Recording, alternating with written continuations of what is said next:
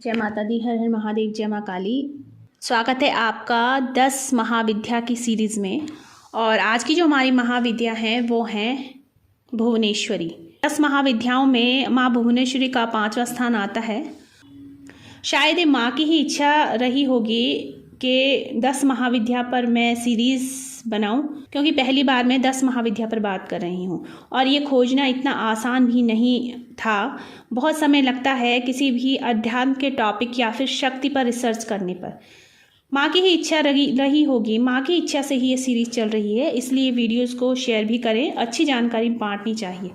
केवल साधना करना ही काफ़ी नहीं होता, साधना हमें किस ओर ले जा रही है ये देखना भी आवश्यक होता है। जो भी नए लोग जुड़ रहे हैं चैनल को जरूर सब्सक्राइब कीजिए और वीडियो आपको खुद अच्छी लगती है तो आगे भी शेयर कीजिए। तो आज हम बात करेंगे 5वीं महाविद्या माँ भुवनेश्वरी के बारे में। और ये माँ भुवनेश्वरी जो है मेरी बहुत ही फेवरेट कह लीजिए, बहुत ही प्रिय देवी माँ है। माँ भुवनेश्वरी मुझे बहुत ही अच्छी लगती हैं। तो इनके बारे में कोशिश तो मेरी यही है कि वीडियो ज़्यादा लंबी ना हो, कम शब्दों में मैं आपको बहुत सी चीज़ें समझा पाऊँ। इनको समझने के लिए सबसे पहले मैं आपको एक डायग्राम बना करके समझाना चाहती हूँ ताकि आप चीज़ों को अच्छे से समझ पाएँ।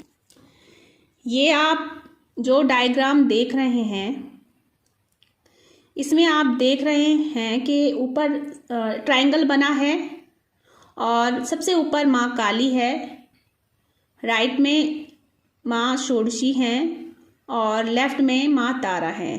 मैं अपने राइट की बात कर रही हूँ, यानी जब मैं वीडियो बना रही हूँ तो ये मैं फ्रंट कैमरे से बना रही हूँ, बैक से नहीं बन रहा। तो मेरे राइट में षोडशी है, ठीक है, और लेफ़्ट में माँ तारा है। और आपको नीचे जो सिंबल दिखाई दे रहे हैं, गोल गोल से सिंबल दिखाई दे रहे हैं, वो हैं हमारे चक्र, 7 चक्र। हमारी बॉडी में जो चक्र होते हैं वो 7 चक्र मैंने यहाँ दिखाए हैं।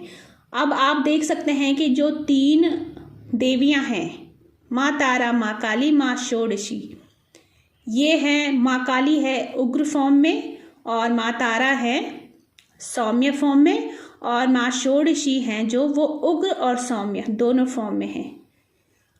अब हम यहाँ इन्हें इस तरीके से भी समझ सकते हैं कि जो हमारा ब्रह्मांड है, संसार है, यहाँ पर 3 गुण विद्यमान हैं, राजसी, तामसी और सत्व, रजस, तमस और सत्व गुण। और ये तीनों गुण इन देवियों में विद्यमान हैं।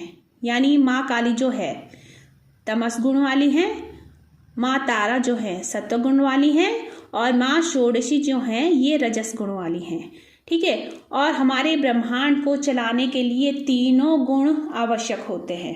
अभी जो आपको दिखाई दे रहे हैं ये ऊर्जा जो है ये रॉ फॉर्म में है, ठीक है। और ये एक फुल फॉर्म जब धारण करती हैं तो बन जाती हैं तीनों मिल करके माँ भुवनेश्वरी। अब माँ भुवनेश्वरी विराजती है सहस्त्रार चक्र में। तो आप देख सकते हैं कि 7 चक्र आपको नीचे दिखाई दे रहे हैं जो हमारे बॉडी के अंदर होते हैं, लेकिन ये जो सहस्त्रार चक्र है ये हमारी बॉडी से बाहर का पार्ट होता है, ठीक है। तो अब आगे बात करते हैं हम माँ भुवनेश्वरी के बारे में।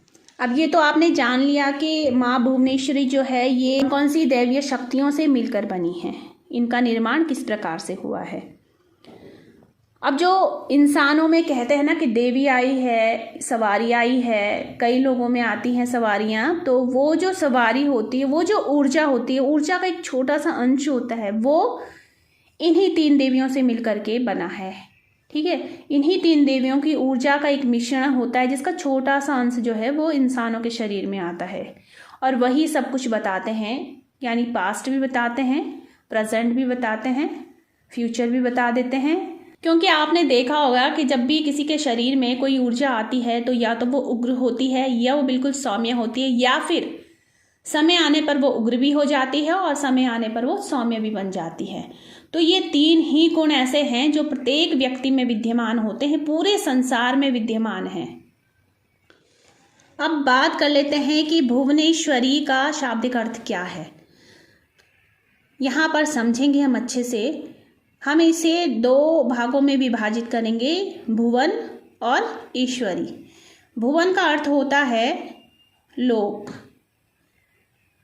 लोक यानी स्थल, ठीक है, जैसे कि हमारे 3 लोक कहे जाते हैं, स्वर्गलोक है,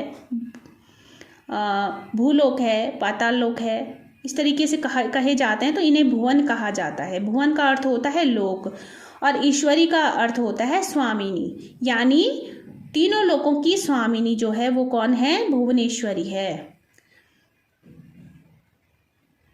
और माँ भुवनेश्वरी कहाँ विराजमान रहती हैं? सहस्त्रार चक्र में। और ये संसार का पालन करती हैं, इसलिए इन्हें जगदम्बा भी कहा जाता है। अब इनकी आइकोनोग्राफी के बारे में जान लेते हैं। अब देखिए, जो मैंने आपको अभी डायग्राम दिखाया जिसमें कि माँ काली, माँ षोडशी और माँ तारा विराजमान हैं, तो यहाँ पर ये जो तीनों देवियाँ हैं रॉ फॉर्म में हैं, यानी कि तीव्र तरंग जो इधर से उधर प्रवाहित हो रही हैं। अब जब ये तीनों देवियों की ऊर्जा एक साथ मिल जाती हैं तो ये बनती हैं माँ भुवनेश्वरी। ठीक है, अब इनके रूप के बारे में अगर चर्चा करें, यानी ये किस प्रकार से दिखाई देती हैं, तो इनके 4 हाथ हैं। इनके 2 हाथ क्रमशः वरद मुद्रा में और अभय मुद्रा में रहते हैं। ये बहुत ही सौम्य रूप में हैं, इसलिए जब भी इनकी आराधना साधना कोई भी करता है और वो सफल हो जाता है तो ये तुरंत वरदान देने को तत्पर रहते हैं। आप यदि इनकी एनर्जी कभी भी पूजा पाठ करते हुए या फिर साधना आराधना करते हुए अगर महसूस करते हैं तो समझ लीजिए कि इनकी कृपा आपको मिल चुकी है। अब इनके जो बाकी के 2 हाथ हैं उनमें अंकुश और पाश रहते हैं। माँ भुवनेश्वरी जगत को चलाती हैं। इनके बारे में एक कथा भी आती है कि जब संसार में दुर्गमासुर का अत्याचार बहुत बढ़ गया था, इतना बढ़ गया था कि धरती वासी देवी देवता सभी परेशान हो गए थे। इतना उसका अत्याचार बढ़ गया था कि प्रकृति जैसे समाप्त सी हो गई थी, प्रकृति भी मुरझा गई थी। सभी लोग भूखे प्यासे तड़पने लगे, ना हरियाली रही, ना धरती पर कहीं पानी रहा। ठीक है, तो सभी जीव जंतु देवी देवता जब बहुत ही परेशान हो गए तो वो सहायता के लिए माँ पार्वती को पुकारने लगे, माँ पार्वती की उपासना करने लगे, माँ पार्वती की उपासना करने लगे।